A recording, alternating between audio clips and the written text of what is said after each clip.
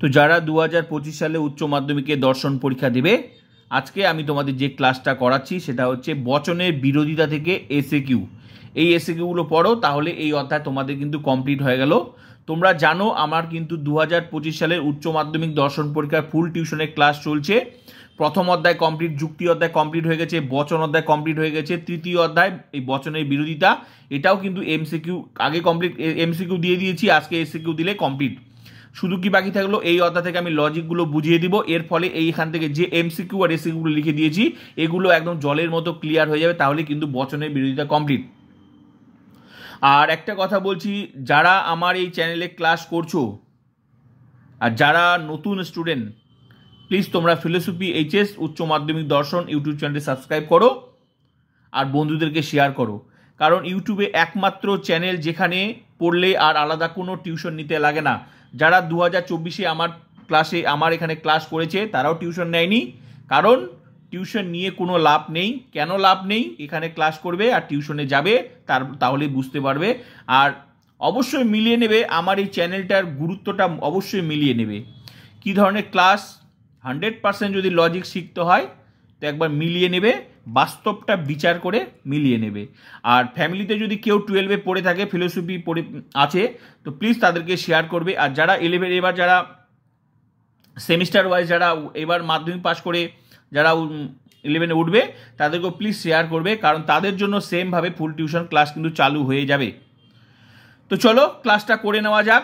তোমরা প্রোফাইলটা ভিজিট করে ক্লাসগুলো করে নেবে আর প্লিজ শেয়ার করবে। তো চলো, বচনের বিরোধিতা কাকে বলে?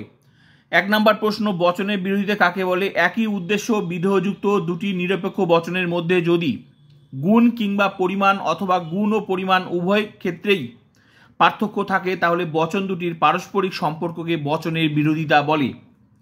2 নম্বর প্রশ্ন, বচনের বিরোধিতায় কটি বচন থাকে? উত্তর 2টি।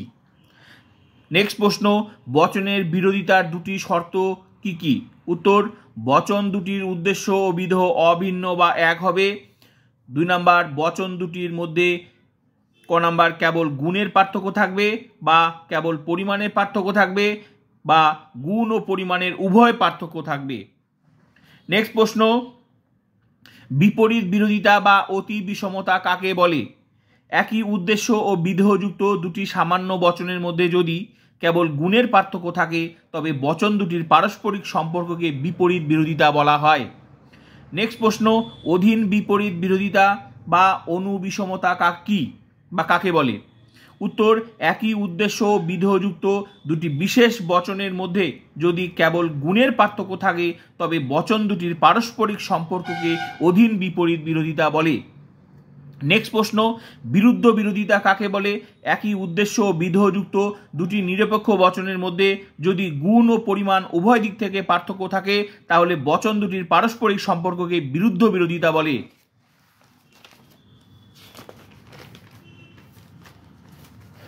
নেক্সট প্রশ্ন, অসম বিরোধিতা কাকে বলে? একই উদ্দেশ্য বিধেয় ও গুণযুক্ত দুটি নিরপেক্ষ বচনের মধ্যে যদি কেবল পরিমাণের পার্থক্য থাকে তাহলে বচন দুটির পারস্পরিক সম্বন্ধকে অসম বিরোধিতা বলে। নেক্সট প্রশ্ন, বিরোধানুমান কি বা কাকে বলে? বিরোধিতার সম্বন্ধে যুক্ত দুটি বচনের মধ্যে একটি সত্য বা মিথ্যার উপর ভিত্তি করে অন্য বচনটির সত্য বা মিথ্যার অনুমানকে বিরোধানুমান বলে। নেক্সট প্রশ্ন, বিপরীত বিরোধানুমানের নিয়ম কি? উত্তর, একটি বচন সত্য হলে অপরটি মিথ্যা হবে এবং একটি মিথ্যা হলে অপরটি অনিশ্চিত হবে। নেক্সট প্রশ্ন, অধীন বিপরীত বিরোধানুমানের নিয়ম কি?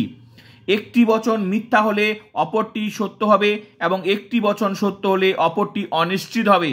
নেক্সট প্রশ্ন, অসম বিরোধিতার কটি নিয়ম আছে? 2টি। নেক্সট প্রশ্ন, অসম বিরোধিতার প্রথম নিয়মটি কি? উত্তর, সামান্য বচন সত্য হলে বিশেষ বচনটিও সত্য হবে, কিন্তু এর বিপরীত কথা সত্য নয়। নেক্সট প্রশ্ন, অসম বিরোধিতার দ্বিতীয় নিয়ম কি?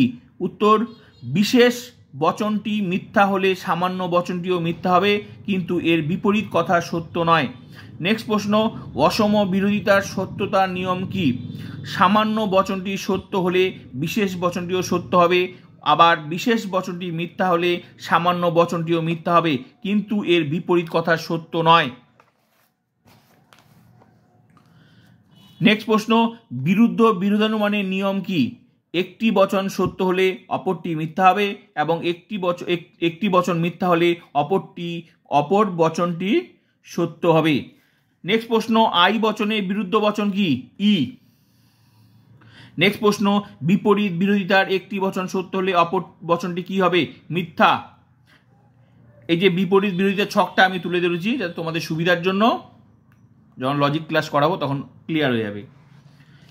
এই ছকটাও তুলে ধরেছি, যখন লজিক ক্লাস করাবো ক্লিয়ার হয়ে যাবে, যাতে ছকটা আপনার এই যে সত্য এই বচন সত্য হলে এই বচন মিথ্যা হবে, কেন যে হচ্ছে এই যে প্রশ্নগুলো দিচ্ছি কেন হচ্ছে সেগুলো যখন লজিক ক্লাস করাবো সব ক্লিয়ার হয়ে যাবে।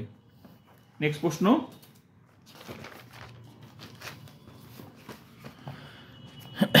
বিরুদ্ধ বিরোধিতার মূল শর্তগুলি উল্লেখ করো। উত্তর, বচন দুটির উদ্দেশ্য বিধ এক হবে। 2 নম্বর, বচন দুটির গুণ ও পরিমাণের পার্থক্য থাকবে। নেক্সট প্রশ্ন, বচনের বিরোধিতার কটি বচন থাকে? উত্তর, 2টি। নেক্সট প্রশ্ন, বিপরীত বিরোধিতার উদাহরণ দাও। সকল মানুষ হয় বুদ্ধিমান জীব, এ বচন। কোনো মানুষ নয় বুদ্ধিমান জীব, ই বচন। নেক্সট প্রশ্ন, অধীন বিপরীত বিরোধিতার একটি দৃষ্টান্ত দাও। দৃষ্টান্ত বা উদাহরণ একই ব্যাপার। কোনো মানুষ হয় সৎ ব্যক্তি, আই বচন। কোনো মানুষ নয় সৎ ব্যক্তি, ও বচন।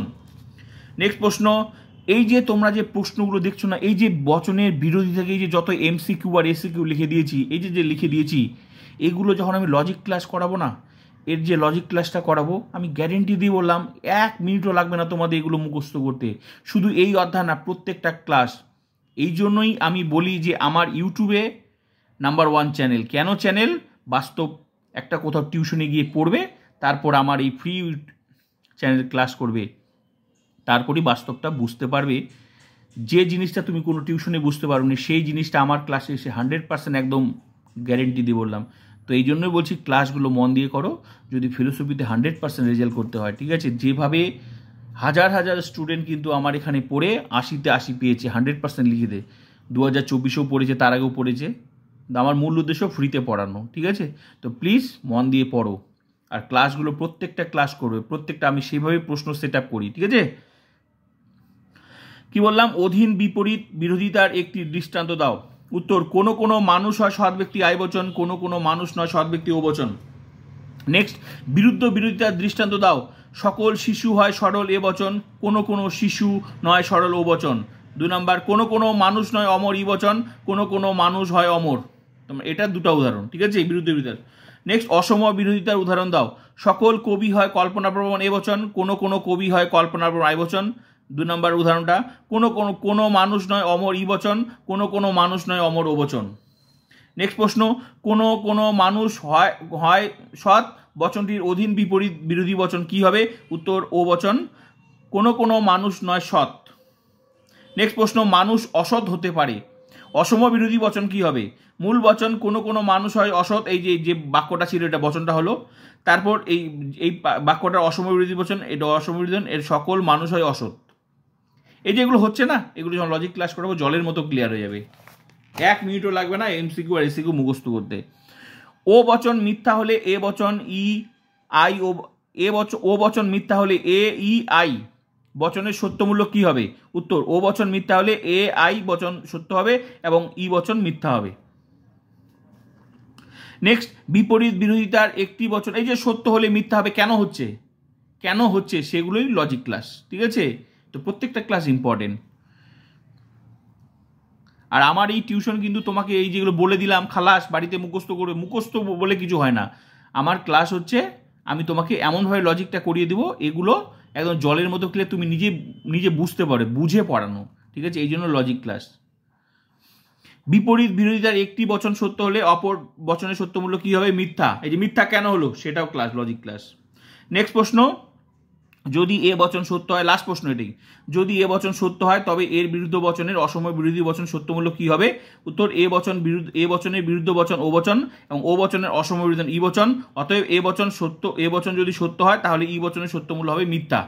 এই যে এত বড় প্রশ্নের উত্তরটা, এই যে মিথ্যা হলো কেন হলো সব বুঝতে পারবে। তো যত এমসিকিউ ছিল এসিকিউ ছিল আমি তোমাদের কমপ্লিট করে দিলাম। আর এখান থেকে এমসিকিউ আর এসিকিউ কোনো কিছুই আর বার হবে না, আমি সব তুলে ধরলাম। এগুলোর মধ্যে থেকে 100% তোমরা কমন পেয়ে যাবে। আর এরপর আমি তোমাদের এখান থেকে লজিক ক্লাস করাবো, একদম জলের মতো ক্লিয়ার হয়ে যাবে। সমস্ত লজিক প্রশ্নগুলো দেখলে যে কোনো এই যে প্রশ্নগুলো তোমরা আমি দিলাম, এগুলো চুটকিতে মুখস্থ হবে, তোমাদের কাছে ফিলোসফিটা জলভাত হয়ে যাবে। তো আমি এটাই বলতে চাচ্ছি, ক্লাস করো, এমসিকিউ এসিকিউ তোমাদের লেখানো কমপ্লিট হয়ে গেল, এই অধ্যায়তে শুধু লজিক ক্লাসটা বাকি আছে, ব্যাস তাহলেই তোমাদের এই অধ্যায় কমপ্লিট। তো সবার প্রথম 2025-এর উচ্চ মাধ্যমিক দর্শন পরীক্ষার সবার প্রথম আমার কিন্তু তৃতীয় অধ্যায় রানিং চলছে, যেটা একটা টিউশনে সম্ভব না, অথচ আমি এখানে কিন্তু ফ্রিতে সব কিছুই কিন্তু সিলেবাস অ্যান্ড সাজেশন ভিত্তিক কিন্তু ক্লাস করাচ্ছি। তো আমি এটাই বলতে চাচ্ছি, প্লিজ শেয়ার করবে, স্কুল গ্রুপ বন্ধুদেরকে শেয়ার করবে, কারণ এখানে পড়লে আলাদা কোনো টিউশন নিতে লাগবে না, এখানে পড়ো, ক্লাস করো, স্কুলে গিয়ে 100% বললাম স্কুলের প্রত্যেকটা স্যার বা ম্যাডামের প্রশ্নের উত্তর দিতে পারবে। ডবল ক্লাসের সুযোগ, এরপর এই সমস্ত সিলেবাস কমপ্লিট হয়ে গেলে এরপর কোন প্রশ্ন ঘুরিয়ে আসতে পারে, এক্সট্রা ক্লাস, প্র্যাকটিস, লজিক, আরও অনেক ক্লাস আছে, যেভাবে আমি আগেও পড়িয়েছি এবারও এইভাবেই। তো আমি এটাই বলতে যাচ্ছি, ফ্যামিলিতে যদি কেউ ফিলোসফি নিয়ে থাকে প্লিজ তাদেরকে শেয়ার করবে, বন্ধু বান্ধব যেখানে 12-এ যদি কেউ পড়ে থাকে, উচ্চ মাধ্যমিক দর্শন থাকে, প্লিজ তাদেরকে শেয়ার করবে। প্রকৃতপক্ষে যদি লজিক শিখতে হয়, টিউশন কাকে বলে, তাও আর ফ্রি টিউশন, ক্লাস করো, বুঝতে পারবে, আর যদি কোথাও নিয়ে থাকো তাও বুঝতে পারবে, এখানে পড়লে আর আলাদা কোনো টিউশন নিতে লাগবে না, আমি গ্যারেন্টি দিয়ে বললাম। তো প্লিজ শেয়ার করবে, ক্লাস করতে থাকো।